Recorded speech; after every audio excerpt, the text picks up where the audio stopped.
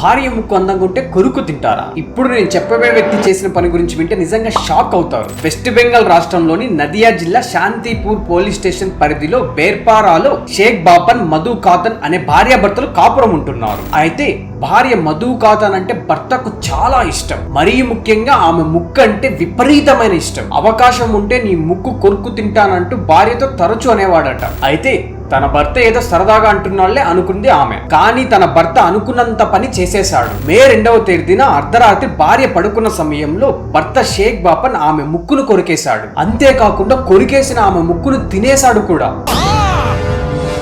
భర్త ముక్కును కొరికే సమయంలో ఆమె గట్టిగా అరవడంతో చుట్టుపక్కల వాళ్ళు వెంటనే ఆమె ఇంటి దగ్గరికి వచ్చేశారు. తన భర్త చేసిన పనిని చూసి చుట్టుపక్కల వాళ్ళంతా ఒక్కసారిగా షాక్ అయ్యారు. తర్వాత తన భర్తపై పోలీస్ స్టేషన్ లో కంప్లైంట్ ఇచ్చింది. విషయం తెలుసుకున్న పోలీసులు కూడా షాక్ కి గురయ్యారు. అయినా భార్య ముక్కు అందంగా ఉంటే కొరుకు తినడం ఏంటండి? దీనిపైన మీ ఒపీనియన్ ని కామెంట్ చేయండి. మా ఛానల్ ని సబ్స్క్రైబ్ చేసుకోండి.